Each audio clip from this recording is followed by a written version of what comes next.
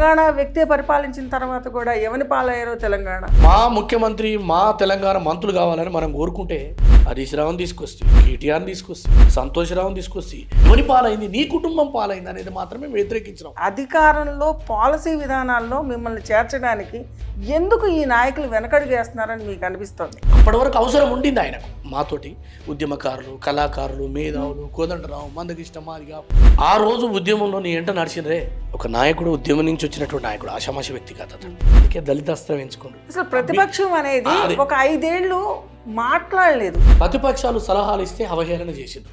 అవహేళన. పోలీసులకు ఇన్నోవాలు పోనేస్తేవి, శాంతి భద్రతలు క్షీణించే. ఇవాళ 5,500 కోట్లతోటి ఇంటిగ్రేటెడ్ రెసిడెన్షియల్స్ అండి. ఎక్కడనో రేకుల షెడ్లు పెట్టిరండి గురుకుల పాఠశాల, బీసీ, ఎస్సీ, ఎస్టీలే. ఒక్క దగ్గర బాత్రూమ్ లేదు. అద్భుతమైన గురుకులాలు కట్టారు వాళ్ళు చెప్తారు. అది వాళ్ళు ఏంటంటే ఊహాలోకాల ఊహించుకొని చెప్పేవి. ఉద్యమ కాలంలోనూ విద్యార్థులే ఆత్మహత్యలు చేసుకున్నారు, అండ్ ఉద్యమం వచ్చిన తర్వాత విద్యార్థులే ఆత్మహత్యలు చేసుకుంటున్నారు. ఈ రెండింటికి మధ్యలో అప్పుడు ఉమ్మడి రాష్ట్రంలో ఎవని పాలయ్యారో తెలంగాణ అని చెప్పాను. అప్పుడు అదే నినాదం. తెలంగాణ, ప్రత్యేక తెలంగాణ వచ్చిన తర్వాత తెలంగాణ వ్యక్తే పరిపాలించిన తర్వాత కూడా ఎవని పాలయ్యారో తెలంగాణ, ఇదే నినాదం. ఇది అధికారపరమైన ఒక చర్యగా నినాదంగా అనుకోవాలా మనం, లేకపోతే చిత్తశుద్ధి గుండె లోతుల్లో నుంచి వచ్చిన ఒక నినాదంగా అనుకోవాలా? మేడం, ఇది రాజకీయ విమర్శగా చూడాల్సినటువంటి అవసరం లేదు. ఎందుకంటే తెలంగాణ అనేది ఒక ఆత్మగౌరవంతో కూడుకున్నటువంటి భాష, యాస అని మనం మాట్లాడే తీరు, ఇవన్నీ కూడా అవహేళనకు గురైనటువంటి సందర్భం లోపల మనం ఏం కోరుకున్నాం? మా భాష మాకు కావాలి, మా పాలన మాకు కావాలి, మా నాయకులు మాకు కావాలి, మా నిధులు మాకు కావాలి, పారుతున్నటువంటి గోదావరి జలాలు కానీ, కృష్ణా జలాలు కానీ, మా ప్రాంతంలో బీడుబారినటువంటి భూములకు నీళ్ళు కావాలని మనం కోరుకున్నాం. ముఖ్యమంత్రి గారే ఇంజనీర్ అయినరు, ఆ రోజు ఆయనే సైంటిస్ట్ అయిండు, ఆయనే ఉపాధ్యాయుడు, ఆయనే బెత్తం పట్టుకుంటాడు, ఆయనే చెప్తాడు, ఆయనే డిపిఆర్లు తయారు చేస్తాడు. చేసినాక చివరి కూలిపోయింది కదా. అది మేము కోరుకునేది ఏంటంటే ఒక నాయకుడికి దూరదృష్టి ఉండాలి. ఈ తెలంగాణ సమాజాన్ని భవిష్యత్తులో ఏ పాలకుడని ఉండని, భారతదేశాన్ని ఉదాహరణ తీసుకోండి. నెహ్రూ గారిని మనం పోల్చుకోవాల్సిన అవసరం. వారు ఆ రోజు దేశంలో ప్రాజెక్టులు కట్టిండ్రు, దేశంలో రోడ్లు, రైల్ కనెక్టివిటీ, ఆ తర్వాత కొత్త విమానాశ్రయాలు, ఇస్రో లాంటి పెద్ద పెద్ద కానీ, యూనివర్సిటీలు కానీ అన్ని కాంగ్రెస్ చేసిందే కదా. అన్ని చోట్ల హాస్పిటల్ కట్టిన తర్వాత హరిత విప్లవం వచ్చినా, శ్వేత విప్లవం వచ్చినా, పేదలకు బియ్యం ఇచ్చినా, లేకపోతే పేదలకు భూములు పంచినా, వారి ఎందుకు దూరదృష్టితోటి అంటే నేనేమంటానంటే ఈ పేద వర్గాల యొక్క అభ్యున్నతి కోసం ఈ దేశంలో చేయాల్సిన పని చేసినా కాంగ్రెస్ ఓడగొట్టారు. ఎందుకు? ఇంకా మంచిగా చేసే వాళ్ళు వస్తారేమని ఆశించి మనం చేసినాం.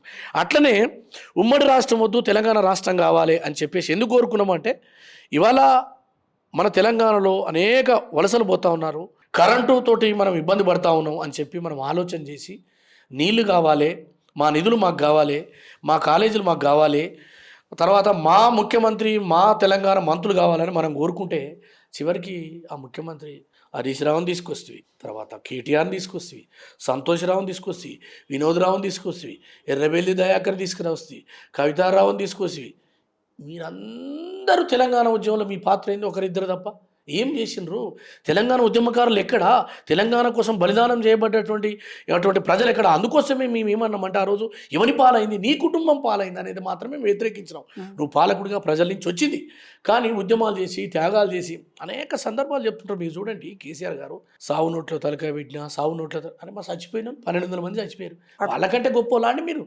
వాళ్ళ త్యాగాల కంటే మీరు గొప్పనా అండి? మీరు బతికే ఉన్నారు, అందుకే మీకు 2 సార్లు ముఖ్యమంత్రి వచ్చింది, లక్షల కోట్లు సంపాదించుకున్నారు, ఒక పేపర్ పెట్టుకున్నారు, ఓ టీవీ ఛానల్ వచ్చింది. మన పోరాటం చేసినటువంటి వాళ్ళు మా వాళ్ళకి ఏం మిగిలిందండి? మా ఉద్యమకారులకు కానీ, విద్యార్థి నాయకులకు కానీ, త్యాగాలు చేసి చచ్చిపోయిన వాళ్ళు ఉన్నారు కదా. నేను వాళ్ళకంటే గొప్పది కాదు మేడం, వాళ్ళ బలిదానం కింద ఏది గొప్పది కాదు. అది శ్రీకాంతాచారి కావచ్చు, స్వర్ణక్క కావచ్చు, మరి మా నాయక్ కావచ్చు, సిరిపురం యాదయ్య కావచ్చు, లేకపోతే మా యాదిరెడ్డి కావచ్చు, ఇట్లా చెప్పుకుంటూ పోతే 1200 మంది చచ్చారు. వాళ్ళకంటే గొప్పలు మేము. అటువంటి వాళ్ళు ఎందుకు చచ్చిండ్రు?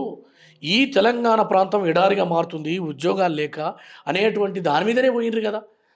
నీళ్లు లేక ఇబ్బంది పడతా ఉండరు అని చెప్పి మరి అటువంటిది ఎందుకు ప్రయత్నం చేయలేదు అంటున్నాను. నేనేమైనా మీ ఉద్యోగాలు కాదుగా, రాజకీయ ఉద్యోగాల కోసం కాదు. సరే మీరు ఎక్కిరా మేము ఎక్కిరా అది వేరే విషయం. కానీ సంకల్ప బలం ఉండాలి నాయకుడికి. అంటే ఉద్యమాలకి అస్త్రాలుగా క్షేత్రస్థాయి నాయకులు మీలాంటి యువ నాయకులు పనికొస్తారు. అవును. కానీ అధికారంలో పాలసీ విధానాల్లో మిమ్మల్ని చేర్చడానికి ఎందుకు ఈ నాయకులు వెనకడుగు వేస్తున్నారని మీకు అనిపిస్తుంది? పాలకుల యొక్క నైజం ఏముంటుందంటే తిరుగుబాటు తత్వం, ప్రశ్నించే తత్వం. రెండోది ప్రజల పక్షాన నిలబడే వాళ్ళని పెద్దగా, ఎందుకంటే అప్పటి వరకు అవసరం ఉండింది ఆయనకు. మాతోటి ఉద్యమకారులు, కళాకారులు, మేధావులు, కోదండరావు, మందకృష్ణ మాదిగ, లేకపోతే బెల్లయ్య నాయకు, లేకపోతే కైలాస్ నేతను, రాజారాం యాదవ్, పిడమర్తి రవి, ఇట్లా మేము ఎంతో మందివి. నేను ఒక్కరినే కాదు మేడం, నాకంటే కొన్ని వందల మంది ఉన్నారు. నా తమ్ముళ్ళు, నా అన్నలు, అనేక మంది పాపం ఇండ్లు మొంగిలు వదిలిపెట్టుకొని రోజుల కొద్దీ త్యాగం చేసిన వాళ్ళు. వాళ్ళకంటే నేను గొప్పని కాదు మేడం. అటువంటి వాళ్ళు ఆ రోజు ఉద్యమంలో నీ ఎంట నడిచినరే, వారికి కనీసం ఒక పూట తిండి లేక ఇబ్బంది పడుతుంటే వాళ్ళని ఆదరించినవా? ఏ రోజున అసలు పరిస్థితి ఏందో ఆలోచించినవా? వారి ఉద్యోగాల గురించి ఆలోచించినవా? ఏ రోజు ఆలోచించలేదే. నీ కుటుంబం చల్లగుంటే బాగుండు, మీరు మాత్రమే బాగుండాలి. అరే ఎంపీ ఓడిపోతే ఆయన బిడ్డకు మళ్ళీ తీసుకొచ్చి ఎమ్మెల్సీ చేస్తేవి, నీకు మందులు ఇచ్చినని సంతోషరావుకి ఎంపీ ఇస్తేవి, నీ కొడుకును అమెరికా నుంచి తీసుకొచ్చి ఎమ్మటే టికెట్ ఇస్తేవి. ఇప్పుడు ఇక్కడ మా బాధ మీ కుటుంబానికి ఇచ్చినందుకు కాదు, పోరాటం చేసి నిలబడి కలబడి త్యాగాలేసి జైల్లో పోయి లాఠీలకు తూటాలకు ఎదురొడ్డి యూనివర్సిటీలలో బాష్పవాయు గోళాలకు ఆ రోజు సమైక్య పాలకులకు ఎదురొడ్డి నిలబడ్డారు. అది ఏ ప్రభుత్వం అయినా కావచ్చు. చివరాఖరికి ఇవన్నీ కూడా చెలించిపోయి బాధపడి శ్రీమతి సోనియా గాంధీ గారు తెలంగాణ ఇచ్చింది అంటే కారణం ఏంది? అనేక ఉద్యమాలు జరిగినాయి ఈ దేశం లోపల, వందల మంది చచ్చిరు, అయినా రాలే రాష్ట్రం. కానీ ఈ తెలంగాణ రాష్ట్రం ఇచ్చిందంటే సోనియా గాంధీ ఈ తెలంగాణ ప్రజల యొక్క ధర్మం న్యాయం వైపు ఉన్నారు అని చెప్పి ఇచ్చిరు. ఇచ్చిన తర్వాత కూడా నువ్వు ఆలోచన చేయాల్సినటువంటి అవసరంలో ఫెయిల్ అయినావు. ఈ ప్రజలకు కావాల్సినటువంటి కనీస సౌకర్యాలలో ఫెయిల్ అయిపోయినావు. నిరుద్యోగులకు ఉద్యోగాల కల్పనలో ఫెయిల్ అయిపోయినావు. కేవలం ఎప్పుడు మాట్లాడినా ఆంధ్ర పాలకులను తిరిచివి. మరి ఇలా జరిగిందేంది? ఇవాళ ఎవరిని తిట్టగలుగుతావు? నువ్వే కదా 10 సంవత్సరాలు పరిపాలించింది. ఇన్ని రోజులు చంద్రబాబును బూజి చూపిస్తేవి, రామారావును బూజి చూపిస్తేవి, రాజశేఖర్ రెడ్డి వాయ్, కోట్ల విజయభాస్కర్ రెడ్డి వాయ్, రోషయ్య వాయ్, ఇవన్నీ కదా.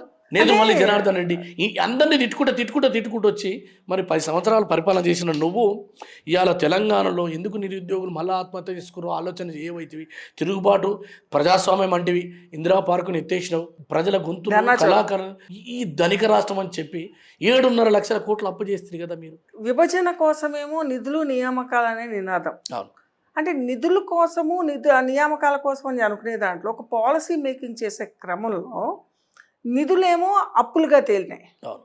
నియామకాల ప్రకారమేమో విద్యావంతులకు సంబంధించిన అన్ని మార్గాలని అవినీతిమయమైపోయి అడ్డగోలుగా ఎటువంటి అస్తవ్యస్త పరిస్థితుల్లో పేపర్ లీకుల దగ్గర నుంచి ఇన్ని రకాలు జరిగాయి. దీనిని ఎలా చూడాలి? విఫలమని అనుకోవడం కన్నా కూడా ముందు వ్యవస్థాగతంగా ఉన్న లోపాలను స్పష్టంగా మాట్లాడుకోవాలంటే సీఎం అనేది ఒక్కడే బాధ్యుడని కాదు, అధికారులు ఎవరైతే ఉన్నారో వీళ్ళెందుకు ఇంత అవినీతిమయమైపోయారు? అంటే మీకు తెలియదు కాదు. ఇప్పుడు ఒక నాయకుడు, ఉద్యమం నుంచి వచ్చినటువంటి నాయకుడు ఆషామాషి వ్యక్తి కాదు. అతను ప్రజలకు ఏం అవసరాలు ఉన్నాయో, ప్రజల అజెండా ఏంది, ప్రజల యొక్క కల్చర్ ఏందో తెలిసినోడు, ప్రజల యొక్క నాడిని గమనించి ఈ నాడి వైపు తిరిగినోడు. అందుకే దళిత అస్త్రం ఎంచుకోండు.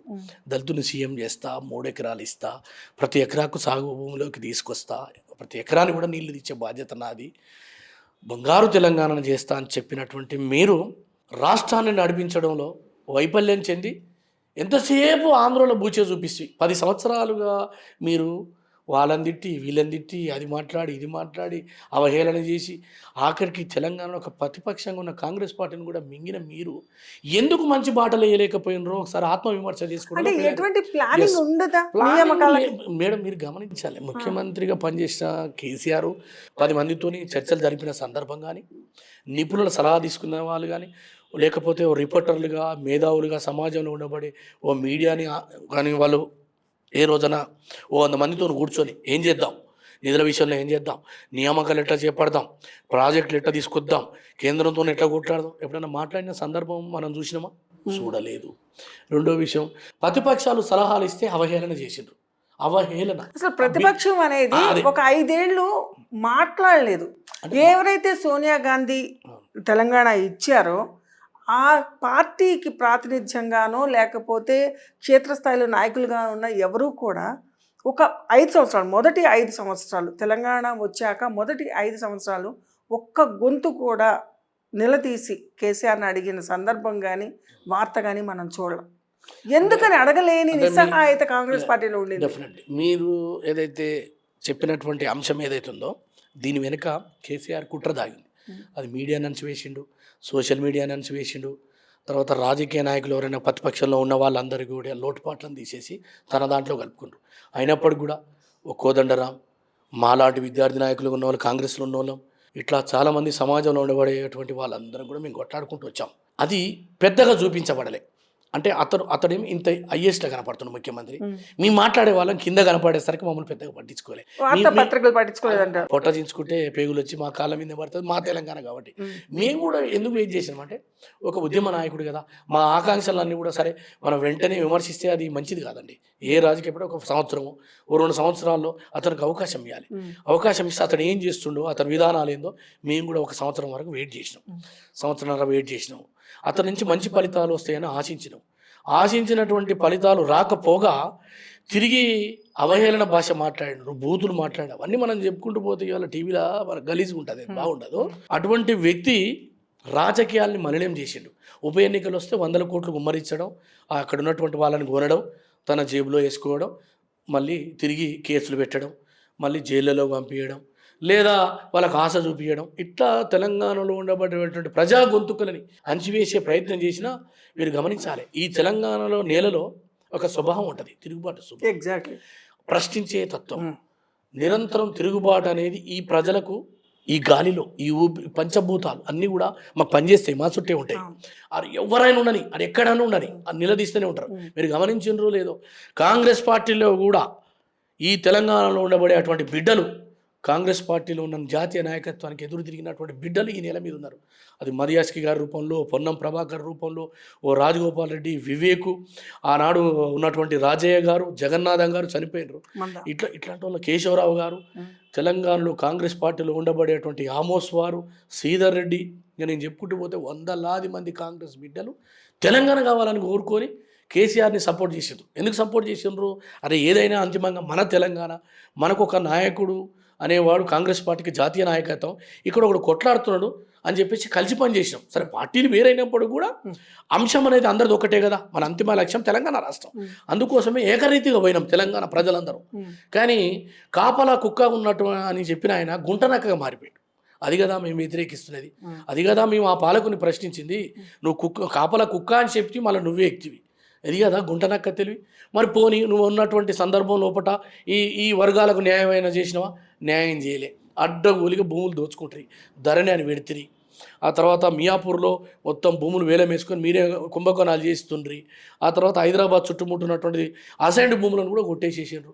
ఈ రాష్ట్రాన్ని సర్వం దోచుకొని మళ్ళీ ఇవాళ కొత్త మాటలు వినిపిస్తున్నాయి మేడం. మాకైతే విచిత్రం అనిపిస్తుంది. అంటే సర్ప్లస్ ఇది ఉంది, నిధులు ఉన్నాయి, తెలంగాణ విభజన నాటికి మనము ధనికులము అని చెప్పిన నాయకత్వం, అది ఏ పార్టీ అని కూడా మాట్లాడను నేను, నాయకత్వం ఇవాళ ప్రజలకి 10 ఏళ్ళు గడిచిన తర్వాత మనము 12 లక్షలు 15 లక్షలు ఈ లక్షల కోట్ల నష్టానికి వెళ్ళాము. మీరు నాకు అప్పగించినప్పుడు 4.5 లక్షల కోట్లకి అప్పు ఉంది నాకు, అండ్ కార్పొరేషన్ల అప్పు వేరే ఉంది అని చెప్పి అనేది 2 రోజుల నాడే రేవంత్ రెడ్డి గారు మనకు అసెంబ్లీలో స్పష్టంగా చెప్పారు. ఆ వేదిక అనేది చాలా గౌరవప్రదమైన వేదిక, అది నమ్మాల్సిన విషయం. అప్పటికి అన్ని కోట్ల అప్పు ఎందుకు ఉంది, ఇప్పుడు ఇన్ని వేల కోట్లు, ఇన్ని లక్షల కోట్లు ఇంకొంచెం ఎందుకు పెరిగింది?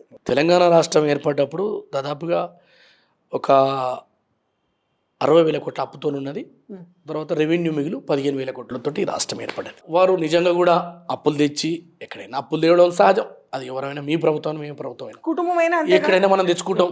ఎందుకంటే ఒక బిల్డింగ్ కడుతున్నప్పుడు మనం బ్యాంకు లోన్ తెచ్చుకుంటాం, లేకపోతే బయట నుంచి ఇంట్రెస్ట్ తెచ్చుకుంటాం. తెచ్చుకున్నప్పుడు మనము సంపద సృష్టించబడాలా, దాని ద్వారా నువ్వు ఇవాళ 100 రూపాయలు ఖర్చు పెడితే అది 1000 రూపాయలు చేయాలి, అట్లా మనం చేయాలి. కానీ ఒక 10,000 ఎకరాల కన్నా నీళ్లు రానటువంటి కాళేశ్వరం తీసుకొచ్చి అప్పు చేసినాం, 1,20,000 కోట్లు, మీరు గమనించాలి. రెండోది యాదాద్రి పవర్ ప్రాజెక్టు, దాదాపు దానికి 30,000-40,000 కోట్ల రూపాయలు అయితే ఉంది. 29 రూపాయలకు ఒక యూనిట్ పడుతుంది. దానివల్ల తెలంగాణ ప్రజలకు అదనపు భారమే కదా. పోనీ ఛత్తీస్గఢ్ నుంచి తీసుకొస్తున్నాం, అది దాదాపు 10 రూపాయలు 12 రూపాయలు పడుతున్నటువంటి సందర్భం. 7 రూపాయలు అన్నట్టున్నారు అప్పట్లో. లేదండి, ఫస్ట్ అది అయింది, తర్వాత వేరే రాష్ట్రం నుంచి మనం ఇంకా తెచ్చుకున్నదంటే తగ్గుకుంటూ వచ్చింది. కానీ వాస్తవంగా అది 10 రూపాయలు 12 రూపాయలు పడ్డది. బ్యాంకుల నుంచి తెచ్చినవి కూడా 20% తెచ్చిరండి. 20% ఈ భారతదేశంలో అత్యధికమైనటువంటి దేశం. మనం వాస్తవంగా 7%, 8, 9, 10 రూపాయలు ఇవ్వాలి. కానీ ముఖ్యమంత్రి గారు అడపా కాకుండా అడ్డగోలిగా తీసుకురావడం, ఖర్చు పెట్టడం, పోలీసు వాళ్ళకి ఇన్నోవాలు కొనిస్తేవి, శాంతి భద్రతలు క్షీణించే. పోనీ వేల కోట్ల రూపాయలతోటి ఇవాళ మీరు రోడ్లు వేసిరా, రోడ్లు వేయలేదు. పోనీ ఇక్కడ ఏమన్నా కొత్త ఆస్తులు పాఠశాలలు కట్టినరా, కట్టలేదు. కొత్త యూనివర్సిటీలు ఏమైనా వచ్చినాయా, మనం చదువుకున్న వాళ్ళుగా ఆలోచన చేద్దాం. ఉస్మాన్ యూనివర్సిటీ పాతదే, నువ్వు కొత్తకు బిల్డింగ్ ఏం కట్టలే. Satavahana, Nalgonda university, Palamuru university, Telangana university, లేకపోతే సెంట్రల్ యూనివర్సిటీ మనది కాదు, కేంద్ర ప్రభుత్వం ఆనాడు కట్టింది. మరి ఏ యూనివర్సిటీ కట్టినావు? లేకపోతే హైదరాబాద్లో పెద్ద పెద్ద హాస్పిటల్స్ ఏమైనా కట్టినవా? అవి కూడా కట్టలేదు. సరే పోనీ పాలమూరు రంగారెడ్డి ఎత్తిపోతల పథకం పూర్తి చేసినవా?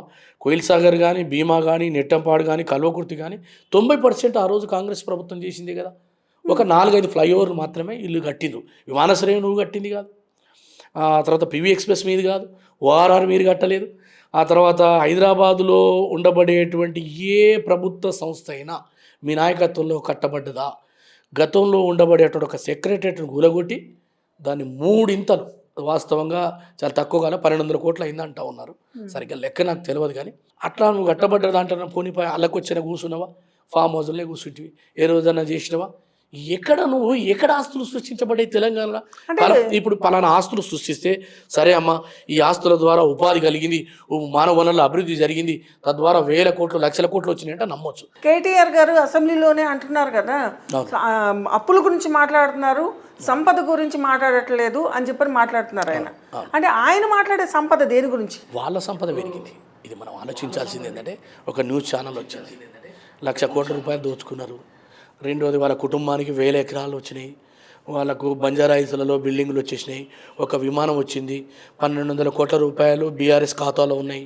వాళ్ళు చెప్పింది వాళ్ళ సంపద పెరిగింది. అంటే తెలంగాణ రాష్ట్ర ప్రజల యొక్క సంపద. కానీ ఇది రాజకీయ పరమైన ఒక నేను చెప్తున్నట్టే మీరు ఆలోచన చేయాల్సింది ఏంటంటే, సంపద సృష్టించబడితే తెలంగాణ రాష్ట్ర అప్పులకు మిత్తీలు ఈనాడు రాష్ట్ర ప్రభుత్వం ఈనాడు 16 నెలల కాలంలో రేవంత్ రెడ్డి గారి నాయకత్వంలో 1,58,000 కోట్ల రూపాయలు అప్పు చేసింది ప్రభుత్వం చెప్పింది మీకు ఆ లెక్క. దీంట్లో వాళ్ళు తెచ్చిన అప్పులకు ఇంట్రెస్టులు గత ప్రభుత్వానికి చెల్లించినటువంటి వాటితో 1,20,000 కోట్లు.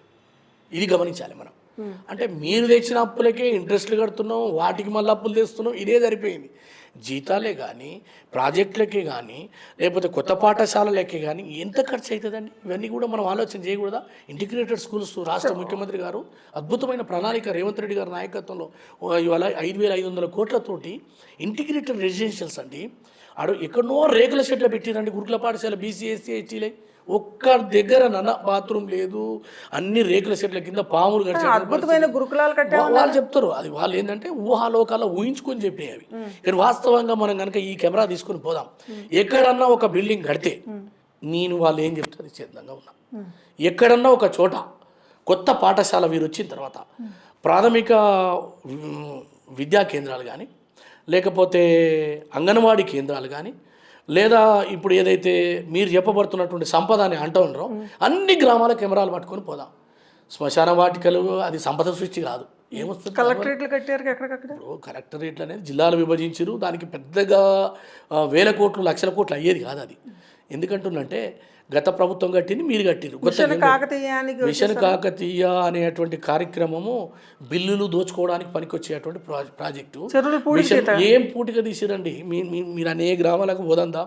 గత ప్రభుత్వాలు చేసినాయి. దాన్ని ఏంటంటే మిషన్ కాకతీయ అని పేరు పెట్టుకున్నారు తప్ప కొత్తగా వీళ్ళు చేసింది వీళ్ళు పూటిగా తీసే కార్యక్రమం ఎవ్రీ ఇయర్ ఉంటుందండి అన్ని ప్రభుత్వాలలో. అది చిన్న నీటిపారుదల శాఖ ఆధ్వర్యంలో జరిగే కార్యక్రమం ఇది. వీళ్ళు కొత్తగా చేసిన పేరు ఒకటే, తెలంగాణ వచ్చినాక మిషన్ కాకతీయ అయింది. చిత్తశుద్ధి ఉంటే ఇవాళ కృష్ణా మీద ఉన్నటువంటి ప్రాజెక్టు పూర్తి చేయాల్సినటువంటి అవసరం ఉండే, అవి చేయలేదు. ప్రాణహిత చేయలేదు, తుమ్మిడి అట్టి దగ్గర కట్టాలి. ఆ ప్రాజెక్టును వదిలిపెట్టి 19,000 కోట్లకు అవుతుంది, మా అంటే ఇంకో 5,000 కోట్లు 25,000 కోట్లలో అయిపోతుందని జాతీయ కేంద్ర జలవనరుల సంఘం చెప్పింది. మరి ఎందుకు చేయలేదు వీళ్ళంతా? అంటే వాళ్ళ ఉద్దేశం ఏంది? డబ్బులు కావాలి, కమిషన్లు కావాలి. మెగా ప్రాజెక్టులకు డబ్బులు వస్తాయి, చిన్న చిన్న వాటికి రావు. కాబట్టి వాళ్ళు ఆలోచన చేసి వాళ్ళే డీజిల్ వేసుకొని డిపిఆర్లు లేనటువంటి పరిస్థితి మేడం.